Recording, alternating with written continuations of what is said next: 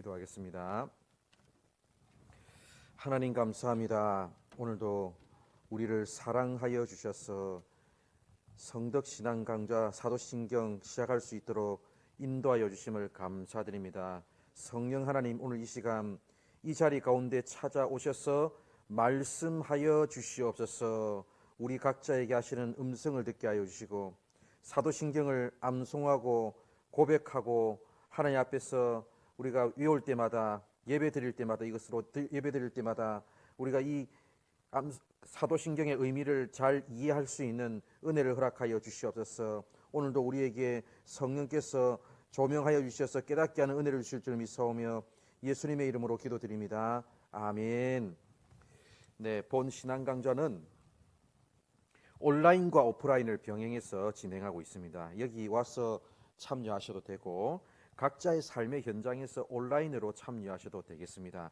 온라인으로 참여하시는 분들은 매주 마지막에 나가는 복습 문제에 대한 정답을 꼭 제출하셔야 출석이 인정되고 수료가 됩니다. 항상 이 시간을 시작하면서 우리가 해오던 거 있죠, 그죠? 이 복습 문제, 지난 시간 공부한 내용을 복습하는 시간 가지도록 하겠습니다.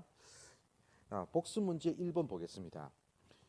소생과 부활의 차이점에 대해서 말해봅시다 라고 되어 있죠, 그죠? 그래서 이 소생은 뭐냐면 생명을 연장하는데 어떻게 연장하느냐면 잠깐 동안만 연장하는 게 소생이고요. 부활 같은 경우에는 뭐냐면 이 완전히 새로운 뭘로 변화될까요?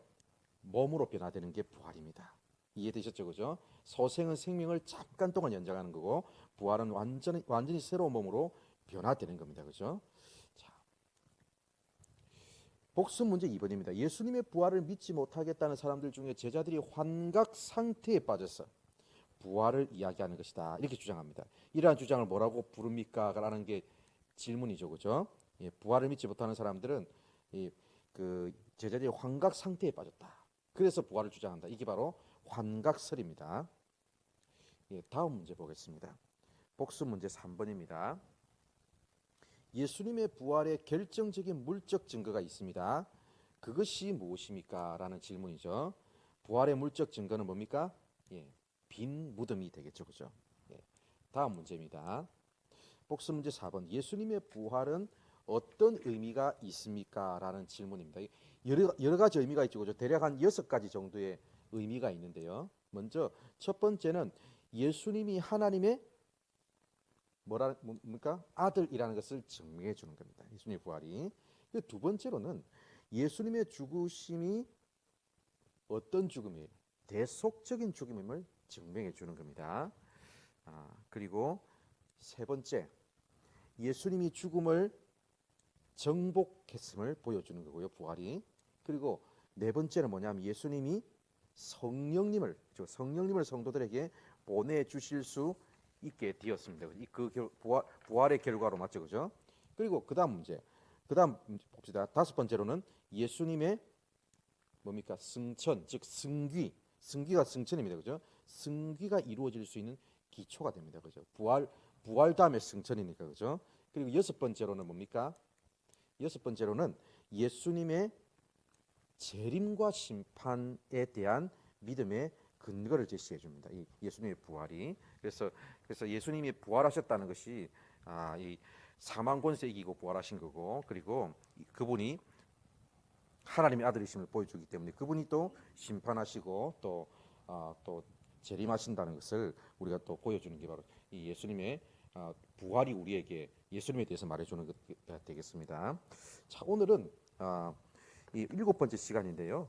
사도신경 신앙 강좌가 이제 7번째 시간이면 딱 중간쯤 왔습니다, 그죠? 그래서 우리가 첫 시간에는 사도신경의 전체 개관을 함께 살펴보았었고, 이어서 성부 하나님에 대해서, 예수님의 이름에 대해서, 그렇죠? 그리고 예수님의 탄생에 대해서, 그리고 예수님의 죽음에 대해서, 예수님의 부활에 대해서 이렇게 이런 순서로 쭉 살펴보았습니다. 그래서 예수님이 계속 나온다는 것은 이 사도신경에서 예수님에 대한 신앙 고백이 그만큼 중요하다, 그런 뜻이 되겠죠, 그렇죠? 오늘의 주제도 마찬가지입니다. 오늘의 주제도 역시 예수님에 대한 것인데요. 여러분, 오늘 주제가 뭡니까? 예수님의 특별히 승천에 대한 것입니다. 승천에 대한 것. 그래서 혹시 여러분 이런 생각해 보신 적 있습니까? 예수님은 지금 어디에 계시고 무엇을 하고 계실까요? 지금 예수님이 하고 계신 사역에 대해서 생각해 보신 적 여러분 있습니까? 사실 여러분, 예수님이 십자가에 돌아가시고 부활하신 것은 지금으로부터 몇 년 전이에요? 2000년이 훨씬 지난 전 이야기 아니겠습니까? 그죠? 또한 성경에 따르면 예수님이 언젠가 다시 이 땅에 오실 거라고 했거든요. 그렇다면 예수님의 부활이 저번 주에 우리 공부했던 거고, 앞으로 다시 오신다면 그거 재림이잖아요. 그죠? 예수님의 부활과 예수님의 재림 사이에 예수님이 계실 게 분명한데, 그럼 예수님은 지금 어디서 무엇을 하고 계실까요? 그게 오늘의 주제가 되겠습니다. 여러분, 사도신경의 6번째 신앙 고백이죠. 이게 우리의 이런 질문에 대해서 중요한 답변을 주고 있는데, 하늘에 오르시어, 뭐하고 계셔요? 하늘에 오르신 거예요. 그리고 전능하신 하나님 아버지 하나님 우편에 앉아 계시다가 결국 지금 예수님 어디에 계시다는 거예요? 하늘에 오르시어서 하나님 보좌 우편에 앉아 계시는 겁니다. 예수님이 하나님 보좌 우편에 앉아 계시다는 말은 결국 무엇을 뜻할까요? 이제 그걸 이제 알아봐야 되겠죠, 그죠? 그래서 먼저 하늘에 오르시어, 이 표현부터 여러분 살펴보도록 하겠습니다. 여러분, 예수님이 부활 후에 바로 하늘에 오르셨습니까? 아니죠. 예수님이 부활하신 후 며칠 동안 이 땅에 있었습니까? 40일 동안 이 땅에 머물러 계시다가, 그리고 이제 마지막 하늘로 승천하시기 직전에는 뭡니까? 땅 끝까지 이르러 내 증인이 되라, 이렇게 부탁의 말씀하셨죠, 그죠? 그렇게 하신 뒤에 하늘로 승천하셨습니다. 장소가 어디였습니까? 감람산이었죠. 감람산에서 제자들이 다 지켜보는 가운데 하늘로 올라가셨습니다. 여러분, 사도행전 1장 9절을 보면 예수님이 하늘로 승천하실 때의 모습이 나오는데, 구름이 가리웠어. 예수님이 승천하실 때 구름이 다 예수님을 가리워가지고 예수님이 더 이상 안 보이는 거예요. 그렇게 말씀합니다. 그렇다면 예수님의 모습을 이 가렸던 구름, 그것은 무엇을 말하는 구름일까요? 여러분, 여기서 그 구름은 이 자연 세계의 구름을 말하는 게 아닙니다. 하나님의 거룩한 영광과 임재를 상징하는 구름이죠. 출애굽기를 보면 이스라엘 백성들이 출애굽해가지고 행진하지 않습니까? 광야를 향해서. 그래서 그때 뭐가 그들의 길을 인도해 주었습니까? 구름 기둥, 불 기둥이 그들의 길을 인도했지 않습니까? 그죠? 그래서 출애굽기 13장 22절을 보면 그때의 모습이 나오는데, 낮에는 구름 기둥, 밤에는 불 기둥이 백성들 앞에서 떠나지 아니했다고 그렇게 말씀합니다. 여러분, 구름 기둥, 불 기둥이 떠나지 아니했다는 말은 하나님이 그들 가운데 임재하셔서 떠나지 않았다는 뜻이 되겠죠, 그죠? 예수님이 하늘로 승천하실 때 구름이 예수님을 가렸다, 이것은 곧 뭘 뜻하는 거겠어요? 똑같은 거예요. 하나님의 임재, 하나님의 영광 속에서 예수님이 승천하셨다, 그런 뜻이 되겠습니다.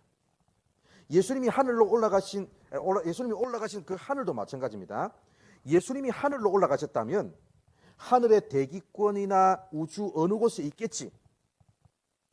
여러분, 그렇게 생각하기 쉽잖아요. 그러나 천국이 하늘의 대기권에 있을까요? 아니면 저 우주 어디엔가 있을까요? 여러분, 이 모든 것들은 하나님이 창조하신 피조세계입니다. 피조세계 안에 천국이 있다면 천체망원경이나 또는 다른 어떤 방법을 통해서 관측이 가능하지 않겠습니까? 그런데 여러분, 그렇지 않잖아요. 그걸 봐서 알 수 없잖아요. 그러니까 여러분, 천국이라는 것은 이 피조세계를 넘어서는 것일 수도 있습니다. 우리가 전혀 상상도 할 수 없고 우리의 힘으로는 전혀 관측할 수 없는 곳에 있음이 분명하죠, 그렇죠? 그런 점에서 예수님이 올라가신 그 하늘은 이 대기권이나 우주를 말하는 것이 아니고 하나님이 계신 곳, 즉 어디를 말하는 겁니까? 천국을 말하는 거예요. 그 하늘은 바울이 다녀왔다고 말하는 그 세 번째 하늘, 그렇죠, 그렇죠? 3층 천체음이죠, 그렇죠? 여러분, 그렇다고 해서 이 천국에 우리가 절대로 다가갈 수 없는 것만은 아닙니다. 왜 그럴까요? 우리는 천국에 다가갈 수 있어요. 그 이유는 천국이 장소의 개념이 아니기 때문입니다. 신약 성경을 보면 예수님이 천국에 대해서, 하나님의 나라에 대해서 가르치시거든요. 그런데 가르칠 때마다 그 하나님 나라, 천국에 대해서 어떻게 말씀하시냐면 오히려 장소의 개념보다는 통치의 개념으로 가르치셨어요. 이 말은 무슨 말입니까? 천국은 어떤 특정한 장소를 말하는 게 아니라, 천국이라는 것은, 하나님 나라라는 것은 하나님의 통치, 하나님의 다스림을 의미하는 말이 되겠습니다. 다시 말해서 비록 우리의 눈에 보이지는 않겠지만 이 땅을 살아가면서도 얼마든지 우리는 천국을 경험할 수 있습니다. 어떻게 해요? 하나님이 내 삶을 통치하시면 내 삶이 천국이 되는 겁니다. 하나님이 내 가정을 통치하시면 내 가정이 천국이 되는 거고, 하나님이 우리 교회를 통치하시면 우리 교회가 천국이 되는 겁니다. 예수님이 올라가신 그곳은 예수님을 세상에 보내신 아버지 하나님께서 계신 곳이잖아요. 예수님이 이 땅에 오시기 전에 원래 계셨던 곳이기도 합니다. 그곳에 가셨습니다. 그죠? 여러분, 예수님이 하늘에 오르셨습니다. 그 다음은 어떻게 되었습니까? 오르신 후에 하나님 보좌 우편에 앉으셨습니다. 예수님이 하나님 보좌 우편에 앉으실 것에 대해서는 이미 구약 성경에서도 예언되어 있었고, 그리고 예수님도 이 땅에 계실 때 말씀하셨던 바가 있습니다. 어디냐면 먼저 구약 성경을 봅시다. 시편 110편 1절을 보시면 여호와께서 내 주에게 말씀하시기를, 이렇게 나오죠. 그죠? 여러분 여기서 빨간색 글씨 주, 내 주가 누굴까요? 시편 110편이 누구시냐면 다윗의 시거든요. 여러분 다윗이라면 이스라엘의 왕 아닙니까? 그죠? 왕이 제일 높잖아요. 그런데 왕이 제일 높은데 누군가를 향해서 내 주라고 했다는 것은 무슨 말입니까? 이 주는 사람이 아니란 말이 되겠죠. 그죠? 여기서 내 주는 예수님을 상징하는 표현입니다. 그런데 하나님이 예수님에게 말씀하시기를 어떻게 말씀하셨다는 겁니까? 내가 내 원수들로 내 발판이 되게 하기까지. 이 말이 무슨 말일까요? 원수 사탄을 발로 밟아서 발판 삼겠다는 말이 되겠죠. 이게 언제 일어나는 일일까요? 최후의 심판날에 일어날 일을 말하는 겁니다.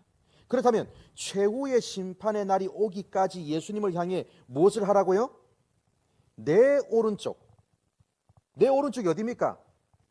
하나님이 앉아 계신 보좌의 오른쪽에 앉아 있으라고 말씀하는 겁니다. 지금은 여러분 예수님이 이미 이 땅에 오셨다가 하늘로 승천하신 후니까 최후의 심판날을 기다리고 있는 때가 아니겠습니까? 그죠? 그래서 예수님은 최후의 심판날을 기다리면서 지금 하나님의 보좌 우편에 앉아 계시는 겁니다. 신약 성경의 기록도 볼까요? 마태복음 26장 64절입니다. 이후에 인자가 권능의 우편에 앉아 있는 것과, 여러분 여기서 권능이란 단어 나오죠. 그죠? 빨간색 글씨. 이 권능이라는 게 뭘까요? 권능이라는 것은 하나님을 상징하는 표현입니다. 그러니까 하나님의 우편에 앉아 있는 것을 너희가 볼 것이다, 이런 말씀입니다. 또한 앞으로 하늘 구름을 타고 이 땅에 재림하는 것도 볼 것이다, 이런 말씀입니다. 그러니까 지금 구약 성경에도 예언되어 있었고 하나님 보좌 우편에 앉을 것이라는 것을 예수님이 직접 이 땅에 계실 때도 말씀하신 바가 있습니다. 여러분 하나님의 보좌 우편에 앉아 있다는 표현도 참 이상하지 않습니까? 왜 이상하냐면 여러분 보좌가 뭡니까? 보좌는 이런 의자 아닙니까? 그죠? 사람이 앉는 의자예요. 그러면 그 보좌란 건 사람이 만든 거잖아요. 그죠? 근데 하나님은 영이시잖아요. 하나님이 영이신데 하나님이 우리처럼 몸도 안 가지고 있을 텐데 그 보좌에 앉아 계시는 거예요. 이 보좌라는 것도 이 세상의 물질이기 때문에 이 세상의 것으로 생각한다면 좀 이상한 거 아니겠습니까? 그죠? 결국 하나님이 보좌에 앉으셨다는 것은 의인법적인 표현입니다. 이 말이 무슨 말이냐면 의인법적인 표현이라는 게 우리가 이해하기 쉽도록 우리 인간 세계의 언어로 표현을 하신 거예요. 이 말을 좀 더 어려운 말로 한다면 신인 동형론적 표현법이라고 합니다. 하나님을 인간에 비유해서 마치 인간과 똑같은 모습으로 말해야 우리가 이해하기 쉽기 때문에 그렇게 말씀하시는 겁니다. 여러분, 보좌라는 것, 무엇을 하는 일에 쓰는 기구입니까? 도구입니까? 왕이 앉아가지고 뭐합니까? 자신의 나라를 통치하는 용도로 쓰는 자리가 아니겠습니까? 가끔 우리가 TV에서 뉴스를 보면 그 대통령이 청와대 집무실에 앉아 있는 모습을 보여줄 때가 있죠, 그죠? 그런데 그런 모습을 쓸데없이 왜 보여줄까요? 대통령이 집무실에 의자에 앉아 있다는 것은 대통령으로서 나라를 통치하는 행위를 지금 정상적으로 수행하고 있다, 그런 뜻입니다. 그래서 뉴스에서 그걸 보여주는 겁니다. 그런 점에서 하나님이 보좌에 앉아 계시다는 것은 하나님이 왕으로서 온 세상을 다스리고 계시다, 이런 뜻이 되겠습니다. 여러분, 예수님이 하나님의 보좌 우편에 앉아 계시다는 말도 마찬가지입니다. 여기서 여러분, 우편이라는 말도 좀 이상하게 들리지 않습니까? 좌편도 있는데 하필이면 왜 우편일까요?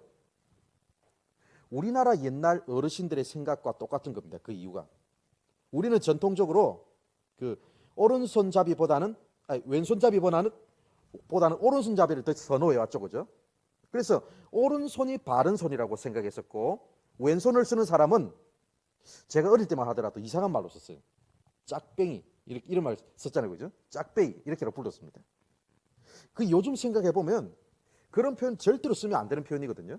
그런데 그때는 아무렇지도 않게 오른손만 바르다 이렇게 생각했던 것 같습니다. 그것으로 기억납니다. 따라서 여러분, 이스라엘 사람들의 세계관에 따르면 우편이라는 것은 명예와 영광의 자리를 말하는 자리입니다. 그걸 말합니다. 즉 예수님이 하나님의 보좌 우편에 앉으심으로써 하나님이 통치하시는 그 자리, 명예와 영광의 자리에 함께 예수님이 참여하게 되셨다, 이것을 의미하는 겁니다. 우리 예수님이 하나님 보좌 우편에 앉으셨다는 것은 하늘과 땅의 모든 권세를 가지신 권세를 하나님 아버지께 받아가 예수님이 누구한테 줍니까? 교회와 우주에 대해서, 그죠? 통치권을 행사하시기에 된 것을 말합니다. 예수님이 하나님 보좌 우편에 취임하실 때 아버지 하나님께서 그리스도 예수님께 하늘과 땅의 모든 통치권을 넘겨주시는 장면이 여러분 다니엘서 7장에 나와요. 그래서 다니엘서 7장을 보면 이 다니엘이 왕의 보좌를 보거든요, 환상 중에. 그런데 그 보좌에 누가 앉아 계시냐면 그 다니엘서 7장에는 이 표현을 씁니다.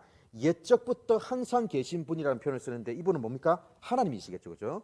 하나님이 보좌에 앉아 계시고 또 어떤 모습이 보이느냐면 구름 타고 오신 인자같이 생긴 분이 딱 보이는데 그분이 누구를 상징할까요? 예수님을 상징하는 겁니다. 그래서 여러분, 하나님이 바로 그 예수님께 뭘 주시는 거예요? 하늘과 땅의 모든 권세, 교회와 세상에 대한 통치권, 이것을 다 넘겨주시는 겁니다. 이제 예수님이 어디에 계시는지의 문제는 다 해결됐죠, 그죠?